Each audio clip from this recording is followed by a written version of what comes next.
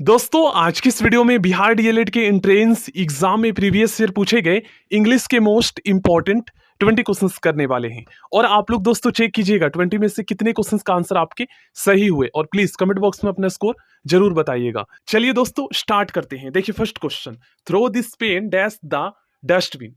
अब डस्टबिन में कोई चीज फेंकी जाएगी दोस्तों, तो वो तो गति में ही जाएगा ऊपर से नीचे की ओर। तो इसके लिए जो है ना हम इनटू का यूज करते हैं। मे के अर्थ में ही यूज किया जाता है, लेकिन गति के लिए इनटू का यूज किया जाता है। ठीक है ना। सेकंड क्वेश्चन मोस्ट इंपॉर्टेंट है, और ये क्वेश्चन फ्रेजल वर्ब से पूछा गया है, लेकिन आता ये प्रीपोजिशंस के अंतर्गत ही है। ठीक ना। Rita takes dash her father. अब इस सेंटेंस को पढ़ने पर तो हमें थोड़ा बहुत समझ में आ रहा है। ठीक ना। आपने दोस्तों एक फ्रेजल वर्ब पढ़े होंगे, लुक आफ्टर, टेक्स केयर, पढ़े होंगे ना। तो वही है ये। यहां पर अपनी तरफ से आप फ्रॉम या आफ्टर ये नहीं आप ऐड कर सकते। आपको ये वर्ब याद करना होगा और इसका मीनिंग भी आपको समझना होगा। आप इसका मीनिंग खुद से नहीं निकाल सकते। फ्रेजल वर्ब ऐसे होते हैं। अब फ्रेजल वर्ब कैसे बनते हैं, तो वर्ब की फर्स्ट फॉर्म में प्रीपोजिशन ऐड करके ये हमारा मतलब फ्रेजल वर्ब बनता है। ठीक ना। तो यहां पर दोस्तों केयर आएगा, Rita takes care her father. और देखिए सब्जेक्ट वर्ब एग्रीमेंट में एक क्वेश्चन ये भी पूछा जाएगा, जैसे देखिए ये प्रेजेंट इंडेफिनिट का सेंटेंस है कि नहीं। तो यहां पर दोस्तों आप देख रहे हैं रीता जो है ये थर्ड पर्सन का सिंगुलर सब्जेक्ट है, और इस सिंगुलर जब हमारा सब्जेक्ट होता है तो उसके साथ हम वर्ब भी सिंगुलर ही यूज करते हैं। और देखिए मैंने आपको बताया था कि जो वर्ब के फर्स्ट फॉर्म वाला जो वर्ब होता है वो ऑलरेडी प्लूरल होता है, तो हमें सिंगुलर बनाने के लिए उसमें एस जोड़ना होता है। तो यहाँ पर रीता सिंगुलर सब्जेक्ट है, तो वर्ब भी हमारा ये सिंगुलर है, टेक्स एस लगकर ये सिंगुलर बना है, takes. Third question, I have not slept dash yesterday. यहां पर कौन सा सबसे अप्रोप्रिएट प्रीपोजिशन यूज होगा। यहां पर दोस्तों सिंस प्रीपोजिशन यूज होगा, क्योंकि पॉइंट ऑफ टाइम के लिए सिंस का यूज होता है और पीरियड ऑफ टाइम के लिए फोर का यूज होता है। ठीक ना। मैं आपको प्रीपोजिशन जब आपको टॉपिक करवाऊंगा तो उसमें एक एक चीज मैं आपको डिटेल में बताऊंगा। अब यहां पर आप लोग बताइए सबसे अप्रोप्रिएट प्रीपोजिशन कौन सा यूज होगा। तो यहां पर ओवर का तो यूज होगा नहीं, और ना ही इनटू का होगा। ऑन और अपॉन में से हमें बताना है। तो गति के लिए दोस्तों अपॉन का यूज होता है, सेम वैसे ही जैसे इनटू का यूज हुआ था।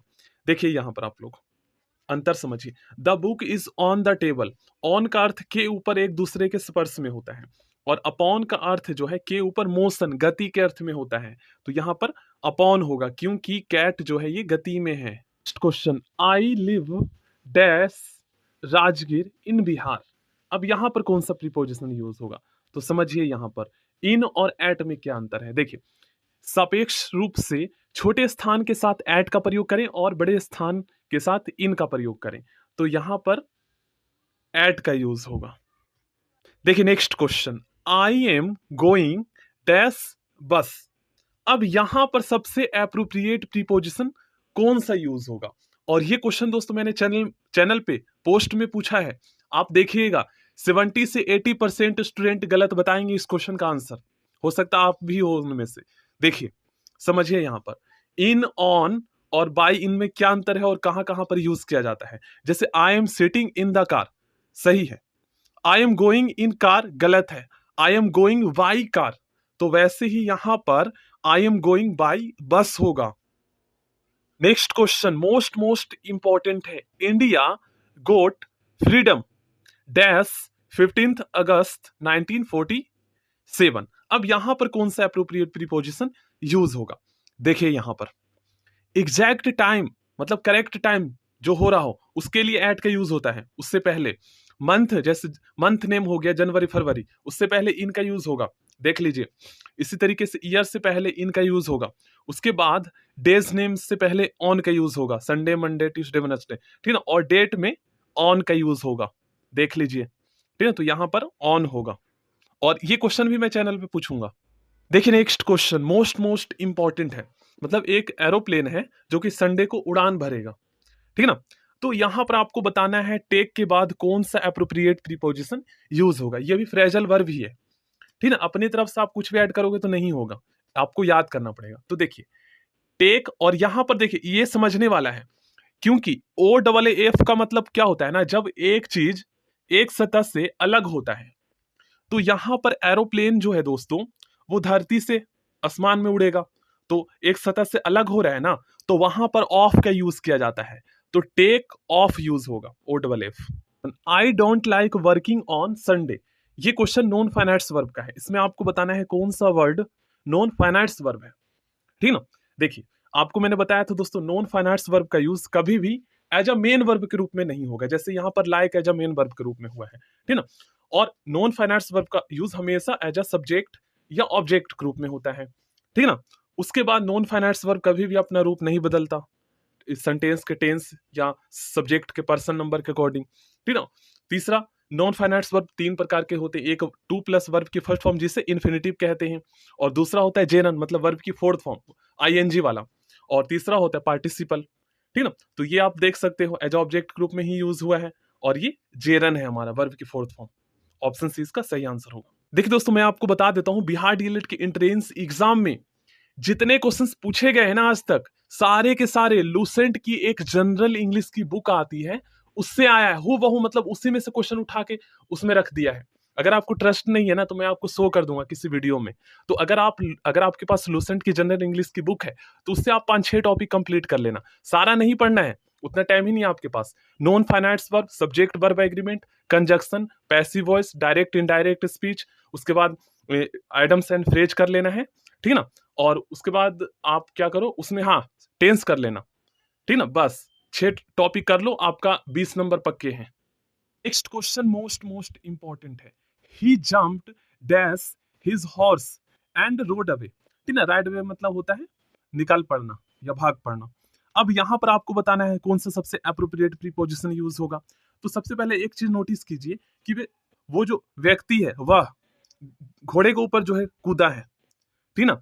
तो यहां पर इनमें से कौन सा, पहली बात तो वो गति में है, तो गति के लिए आपको पता है upon, onto, into, in सभी प्रीपोजिशन का यूज करते हैं। तो इन दोनों में से ही कोई एक प्रीपोजिशन यूज होगा। अब इनटू का यूज ऊपर से नीचे की ओर गति में होता है, तो इनटू का यूज तो होगा नहीं।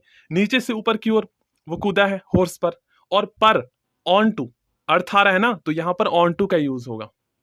हिंदी में इसको हम ट्रांसलेट करते हैं, मतलब पेड़ के सहारे मत खड़ा होना या उखड़ सकता है। तो यहां पर के सहारे के अर्थ में कौन सा प्रीपोजिशन यूज किया जाता है, क्या आपको पता है? देखिए दोस्तों, अपॉन के यूज गति के अर्थ में के ऊपर के लिए होता है, और ये फ्रॉम है, ठीक ना, इसमें टैपिंग मिस्टेक हो गया, फ्रॉम से के अर्थ में और इन में के अर्थ में। और अगेंस्ट का यूज के प्रतिकूल, के विरुद्ध के अर्थ में होता है, के विपरीत, तो यहाँ पर अगेंस्ट का यूज तो होगा नहीं। तो देखिए यहाँ पर अगेंस्ट का यूज दोस्तों और भी कई अर्थों में होता है, जैसे सहारा लेकर टेक लगाकर के सहारे के अर्थ में, तो यहाँ पर अगेंस्ट का ही यूज होगा। नेक्स्ट क्वेश्चन मोस्ट इंपॉर्टेंट है, when I was going to school I came dash my childhood friend. अब डैश के स्थान पर कौन सा प्रीपोजिशन यूज होगा, ठीक है ना। ये क्या है हमारा, ये हमारा जो है देखिए वर्ब की फर्स्ट फॉर्म, और इसके साथ अगर कोई प्रीपोजिशन लगे तो ये हमारा फ्रेजल वर्ब होता है, तो ये फ्रेजल वर्ब ही है, ठीक है ना। अब यहाँ पर किन अर्थों में किया गया है यूज, थोड़ा हिंदी करके समझते हैं। When I was going to school, जब मैं स्कूल जा रहा था, ठीक है। I came dash my childhood friend, हो सकता है वो अपने चाइल्डहुड बचपन के दोस्त से मिला हो।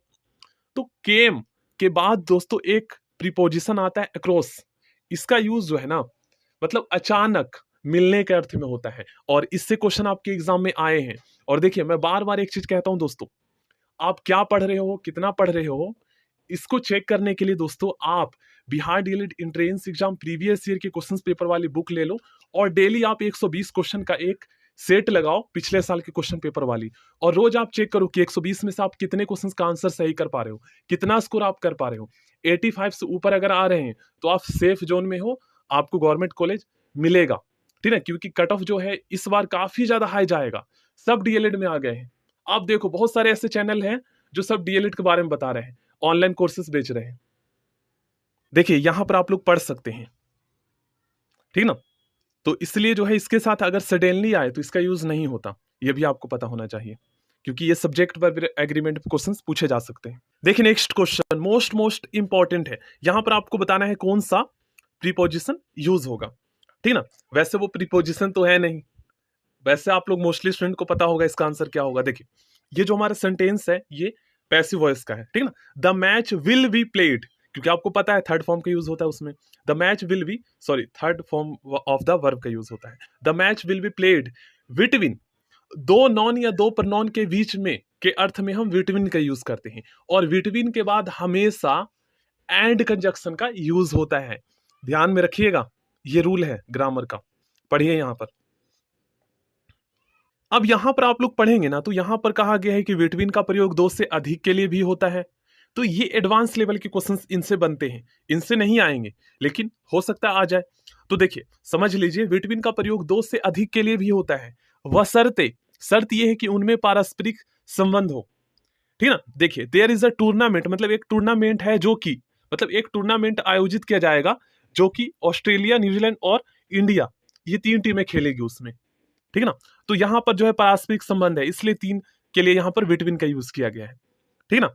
उसके बाद there is a alliance between the three European nation, तीन यूरोपीय देशों के बीच। ठीक है ना। तो इनमें जब पारस्परिक संबंध हो तब वहां पर बिटवीन का यूज होता है। अब देखिए ऑब्जेक्टिव केस का प्रयोग होता है बिटवीन के बाद हमेशा। ये आपका सब्जेक्ट वर्ब एग्रीमेंट का क्वेश्चन है। अब आप लोग कहेंगे sir objective case, nominative case, subjective case क्या होता है, तो याद कीजिए, आप लोग कमेंट कीजिएगा जो स्टूडेंट उस क्लास को देखे हैं, objective case, case non and case वाला टॉपिक। ठीक है ना, उसका लिंक आपको मिल जाएगा, उस वीडियो को देख लीजिएगा, आपको समझ में आ जाएगा।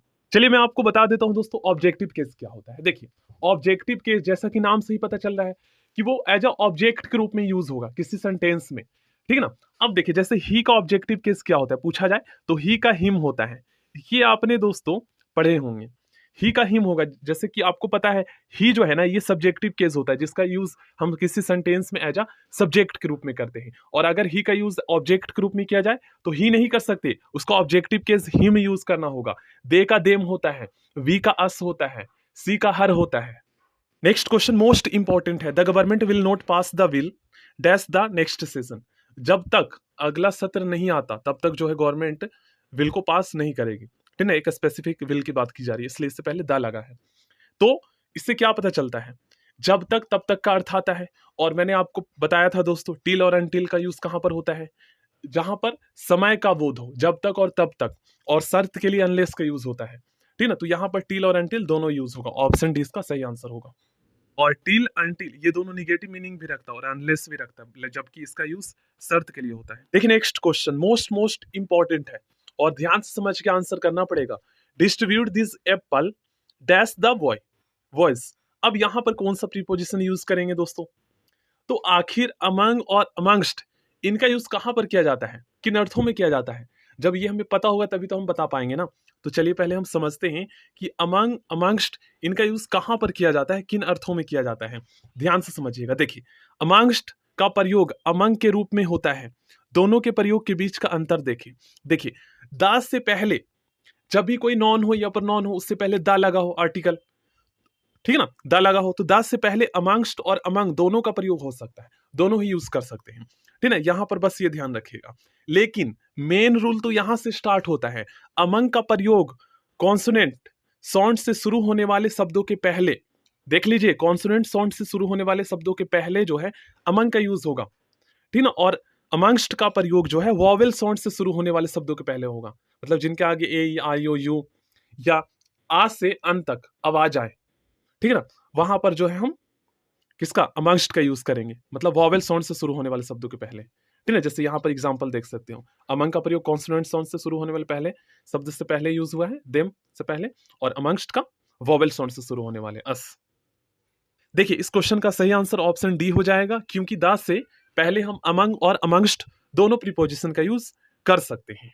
देखिए इस क्वेश्चन में देम से पहले कौन सा प्रीपोजिशन यूज होगा, तो देखिए अमंग का यूज दोस्तों कॉन्सोनेंट साउंड से शुरू होने वाले वर्ड्स के पहले होता है। तो यहां पर देम जो है ये कॉन्सोनेंट साउंड से शुरू हो रहा है, ये जो वर्ड है, ठीक है ना, तो यहां पर अमंग का यूज होगा। अब इस सेंटेंस का सही आंसर आप बताइए इस क्वेश्चन का।